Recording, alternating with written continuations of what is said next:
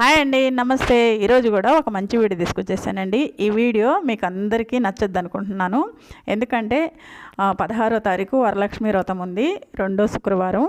వరలక్ష్మి వ్రతం గురించి సులువుగా చేసుకునే విధానం, తేలికగా చేసుకునే విధానం, పూజ నేను ఈ వీడియోలో అంతా వివరంగా చెప్పబోతున్నాను. నేను ఎలా చేసుకుంటాను అనేది ఈ వీడియోలో చూపించాను. ఇంకా నా ఛానల్లో ఎవరైనా ఛానల్కి కొత్తగా వచ్చుంటే ఛానల్ సబ్స్క్రైబర్ చేసుకోండి. పక్కనే ఉన్న బెల్ సింబల్ కొడితే నేను పెట్టే ప్రతి ఒక్క వీడియో కూడా మీకు నోటిఫికేషన్ అవుద్ది. తప్పకుండా చూసి ఎక్కడ క్లిక్ చేయకుండా చూడండి. చూసిన తర్వాత మీకు నచ్చితే కానీ ఒక లైక్ అయితే ఇవ్వండి, కామెంట్ కూడా చేయండి. అయితే పూజలో ఏం పెట్టుకోవాలి అంటే, పూజ చేసుకునేటప్పుడు ఎంత సులువుగా చేసుకోవాలి, పూజకి సంబంధించినవి అన్నీ ఎలా సర్దుకోవాలి, ఎలా ఏర్పాట్లు చేసుకోవాలి, నేను పూజ ఒక వీడియో కూడా చేసి అప్లోడ్ చేశానండి. తప్పకుండా చూడండి. ఇక్కడైతే పూజ వీడియోలోకి వెళ్తే ఫస్ట్ అయితే ఇక్కడ నేను ముందే రెడీ చేసి పెట్టుకున్నాను కదండి, ఏర్పాట్లు చేసుకున్నాను కదా పూజకి. ఇప్పుడైతే ఒక ప్లేట్ తీసుకొని చక్కగా బియ్యం పోసుకొని ఆ ప్లేట్ మీద ఒక పీట పెట్టుకొని వెంకటేశ్వర స్వామి విగ్రహము, లక్ష్మీదేవి విగ్రహం పెట్టుకున్నాను. అమ్మవారు అయ్యవారు ఇద్దరిని పెట్టుకున్నాను. తర్వాత ఇక్కడ కలశానికి ఏర్పాటు చేసుకున్నానండి. కలశం చెంబు పెట్టుకొని బౌల్లో బియ్యం పోసి పసుపు కుంకుమ వేసి కలశం చెంబు పెట్టుకున్నాను. కలశంలో పసుపు, కుంకుమ, అక్షంతలు, రూపాయి కాయను వేసి కొబ్బరికాయకి కూడా గంధం కుంకుమ పెట్టుకొని మామిడాకులు పెట్టుకొని ఇట్లా కలశం తయారు చేసుకోవాలి. అయితే కలశం చెమ్మకి ఒక కంకణం కూడా కట్టుకోవాలి. ఇక్కడైతే మనం జాకెట్ ముక్కని ఇలా కలశంలో తయారు చేసి పెట్టుకున్న తర్వాత చక్కగా గంధం కుంకుమలతో బొట్టు పెట్టుకోవాలి. చూడండి ఎలా పెట్టుకుంటున్నాను నేను. ఇలా పెట్టుకుంటే అందంగా ఉంటుంది. అయితే రౌండ్గా కూడా పెట్టుకోవచ్చు అండి బొట్టు. నేనైతే ఇలా బాగుంటుందని పెడుతున్నాను. చూడండి, మనము పూజ చేసేది ఈ కలశానికి, అమ్మవారిని ఆహ్వానించి కూర్చోబెట్టేది కలశంలోనే కాబట్టి ముందు కలశాన్ని మనం ఇట్లా శ్రద్ధగా పెట్టుకోవాలి. ఇక్కడ అమ్మవారికి మీరు ఏమైనా బంగారు వేయాలంటే, కొత్తగా బంగారం కొనుక్కున్న వాళ్ళు కాసు కానీ లేకపోతే ఇట్లా ఏదైనా బంగారుపుది ఉంటే అమ్మవారికి ధరించవచ్చు. పాత అయినా సరే పాలల్లో పసుపు నీళ్ళల్లో కడిగి వేసుకోవచ్చండి. ఇంకా పసుపు కొమ్మ కూడా పసుపు దారంతో 5 పోగులు దారం తీసుకొని కట్టుకొని వేసుకోవచ్చు. ఇక్కడైతే పువ్వులతో ఈ కలశాన్ని అంతా కూడా అందంగా అలంకరించుకోవాలి. కలశానికి గాజులు, పువ్వులు కూడా మొత్తం ధరించిన తర్వాత కలశం ఇలా అందంగా తయారవుద్ది. అమ్మవారిని ఆహ్వానించి కూర్చోబెట్టేది కలశంలోనే కాబట్టి ఆ అమ్మవారిని ఎలా అలంకరించినట్టు అలంకారం చేయాలి. తర్వాత ఇక్కడ పసుపు వినాయకుడిని పెట్టుకుంటున్నాను నేను. ఒక బౌల్లో బియ్యం పోసుకొని పసుపు కుంకుమ వేసుకొని తమలపాకు పెట్టుకొని తమలపాకు మీద పెట్టుకుంటున్నాను. అయితే వినాయకుడు విగ్రహం ఉంటే పెట్టుకోవచ్చా అంటే పెట్టుకోవచ్చు. కాకపోతే ఇలా పూజ చేసుకునేటప్పుడు పసుపు వినాయకుడు అయితే చాలా మంచిదండి. ఈ పసుపు వినాయకుడు మనకి పూజ అయిపోయినాక పీఠం కదిపి తీసినాక అది మనం వాడుకుంటాం కాబట్టి, ముఖానికి మంగళసూత్రాలకు పెట్టుకుంటాం కాబట్టి చాలా మంచిది. అందుకే పసుపు వినాయకుడిని పెట్టుకుంటాము. ఇంకెక్కడైతే లక్ష్మీదేవి అమ్మవారికి నేను కాసుల దండ కుట్టాను. నాకు ఉంటే కొన్ని. ఇంకా వెంకటేశ్వర స్వామికి ముత్యాల దండ కూడా నేనే కుట్టానండి. అవి వేస్తున్నాను. ఇంకా తర్వాత కదంబ మల్లి పూలతో కూడా అలంకారం చేస్తున్నాను. చిన్న విగ్రహాలు కదండి, కొంచెం స్లోగా వేయాలి, లేకపోతే పడిపోయే అవకాశం ఉంది. తర్వాత ఒక పెద్ద ప్లేట్ తీసుకొని దాంట్లో ఒక 3 పిడికిళ్ళు బియ్యం పోసుకొని ఆ బియ్యం మీద ఒక తమలపాకు పెట్టుకొని ఇక్కడ కామాక్షమ్మ దీపాన్ని కూడా కుంకుమ గంధంతో అలంకారం చేసుకొని ఇలా పెట్టుకొని పువ్వులు పెట్టుకుంటున్నానండి. కామాక్షమ్మ దీపాన్ని కూడా ఖచ్చితంగా పెట్టుకోండి పూజలో, చాలా మంచిది. అమ్మవారిని కూడా లక్ష్మీదేవి అమ్మవారు, కామాక్షమ్మ దేవి అమ్మవారు ఇలా అందరినీ కూడా పూజిస్తే చాలా మంచిదండి. అమ్మవార్లందరికీ కూడా చాలా మంచి రోజులు ఇవి. శ్రావణ మాసం అంటే అమ్మవారికి ఎంతో ఇష్టం కదా. ఇంకా నేను ఇక్కడ నాకాడ చిల్లర కాయిన్స్ ఉంటే అన్నీ పరుచుకుంటున్నానండి. అంటే అమ్మవారు కాసులు ఇచ్చే తల్లి అంటారు కదా, అదే అయితే అంటారు. కానీ ఇక్కడ నేను ఒక పీట పెట్టుకొని ఆ పీట మీద చక్కగా బియ్యపిండితో ముగ్గేసుకున్నాను. ఇక్కడ తాంబూలంకి నేను చీర, జాకెటు, గాజులు, పసుపు, కుంకుమ, ఆకు, వక్క, పువ్వులు పెట్టుకున్నాను. ఇక్కడ ప్రసాదాలు కూడా తయారు చేసి పెట్టుకున్నాను. ఎందుకంటే నేను అన్నీ ఒకేసారి పెట్టుకున్నానండి. నాకు కొంచెం నడుము నొప్పి ఉంది. నేను ఊరికి పైకి లేస్తా ఉంటే నాకు ఎక్కువ వద్దని నొప్పి అన్నీ ఒకసారి పెట్టుకొని కూర్చుంటే పూజ చేసుకోవచ్చని అన్నీ పెట్టుకొని ఇక్కడ దీపపు కుందెలు పెట్టుకున్నాను. పెద్ద కుందెలు కూడా పెట్టుకున్నాను, చిన్నవి కామాక్షమ్మ దీపం, మొత్తం 5 దీపాలు పెట్టుకున్నాను. ఇన్నే పెట్టుకోవాలని ఏం లేదండి, నేనైతే పెట్టుకున్నాను. మీకు అటు ఉంటే పెట్టుకోవచ్చు. ఒక దీపం పెట్టుకున్నా కూడా 2 ఒత్తులు వేసుకుంటే చక్కగా దీపారాజన వెలుగుద్ది. ఇక్కడ దీపం కుందెలకి దీపారాధన చేసిన తర్వాత కుంకుమ గంధము అక్షంతలు సమర్పించుకొని దండం పెట్టుకోవాలి. తర్వాత వినాయకుడికి పూజ చేసుకోవాలి.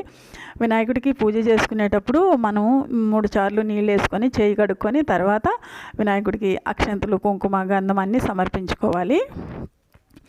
ఏ పూజ చేసినా మనం వినాయకుడికి చక్కగా పూజ చేసుకుంటే ఆ చేసే పూజ మనకి ఏ ఆటంకాలు లేకుండా కలుగుతాయి.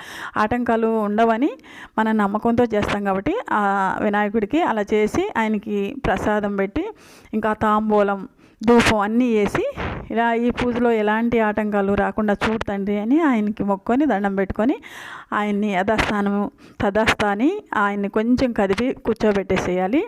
తర్వాత లక్ష్మీదేవి అమ్మవారికి, వెంకటేశ్వర స్వామి అమ్మవారికి, ఆ స్వామి గారికి, ఇంకా కలశానికైతే ఫస్ట్ పూజ చేసుకోవాలి. ముఖ్యంగా మనం కలశంకి అక్షంతలు సమర్పయామి, గంధం సమర్పయామి, కుంకుమ సమర్పయామి అనుకుంటూ పూలు సమర్పయామి అని సమర్పయామి అనుకుంటా కలశానికి చేయాలి. ఎందుకంటే లక్ష్మీదేవిని పిలవాలి. అమ్మారా ఇక్కడ మేము పీట వేసాము, వచ్చి మా ఇంట్లో కూర్చో తల్లి, నిన్ను సేవించుకుంటాము అని పిలిచినట్టు ఆమెని ఆహ్వానించాలి. అక్షంతలతో, కుంకుమతో, గంధంతో, ఇంకా పువ్వులతో అన్నీ సమర్పించిన తర్వాత ఇంకా స్వామి అమ్మవార్లకి, లక్ష్మీదేవికి, ఇంకా కామాక్షమ్మకి అందరికి కూడా అన్ని అక్షంతలు పువ్వులు అన్నీ సమర్పించిన తర్వాత దండం పెట్టుకోవాలి. నమస్కారం చేసుకొని అప్పుడు ఆ తోరాలు అయితే నేను 2 చేసుకున్నానండి. నేను ఎప్పుడు 2 చేసుకుంటాను. ఒకటి అమ్మవారికి పెట్టి నేను ఒకటి కట్టుకుంటాను. తోరానికి కూడా మంత్రాలు ఉంటాయండి. మనం అయితే బుక్లో చదువుతాం. ఒకవేళ పంతులు గారిని కానీ పిలిస్తే ఆయన చదువుతా మన చేత మనం కట్టుకోమంటాడు. ఇక్కడైతే అమ్మవారికి ఒక తోరం పెట్టి ముందు నేను ఒక తోరం కట్టుకొని తర్వాత కుంకుమ పూజ చేసుకుంటున్నాను. కుంకుమ అర్చన అంటే అమ్మవారికి చాలా ఇష్టం. లక్ష్మీదేవి అమ్మవారికి ఈ కుంకుమ అర్చన చేసుకోవటం వల్ల ఈ కుంకాన్ని మనము ఒక డబ్బాలో పోసి పెట్టుకొని ఎప్పటికీ రోజు పెట్టుకుంటే చాలా మంచిదండి. ఇక్కడైతే నేను ఇంకా అష్టోత్తరాలు కూడా చేసుకుంటున్నాను. అష్టోత్తరాలు ఒకవేళ రానోళ్ళు, చదువుకోలేని వాళ్ళు అయితే నమః అనుకొని చేసుకోవచ్చు. అమ్మవారి మూల మంత్రం చాలా మంచిది. ఈ మంత్రం కూడా ఎక్కువ సార్లు జపిస్తే. ఇవన్నీ చేసినాక అక్షంతలు తీసుకొని చేతిలో పట్టుకొని కథ చెప్పించుకోవాలండి. చారుమతి కథ ఉంటుంది కదా, వరలక్ష్మీ వ్రతం కదా, అది విన్న తర్వాత ఆ అక్షంతలు అమ్మవారి మీద వేసి మన మీద కూడా వేసుకోవాలి కొన్ని. తర్వాత మళ్ళా లక్ష్మీదేవి అష్టోత్తరాలు, ఇంకా వెంకటేశ్వర స్వామి అష్టోత్తరాలు ఇవన్నీ ఉంటాయి కదా, అవన్నీ కూడా అష్టోత్తరాలు చేసుకుంటూ నేను పసుపు కొమ్మలతో కూడా అమ్మవారిని పూజించుకుంటున్నాను. ఇలా ఏటితైనా సరే అమ్మవారిని అర్చించడమే మనకి చాలా ముఖ్యం అండి. మనం ఎన్ని పెట్టాము, ఏం పెట్టాము అనేది కాదు, కానీ మనకి భక్తి చాలా ముఖ్యం. అమ్మవారిని దర్శించుకోవడం, ఆమెని సేవించుకోవడం. ఆమె వచ్చి కూర్చొని ఉంటుంది కాబట్టి కలశ రూపంలో మనం ఆమెని సేవించుకోవాలి. శ్రద్ధగా సేవించుకోవడం అదే మనకు కావాల్సింది.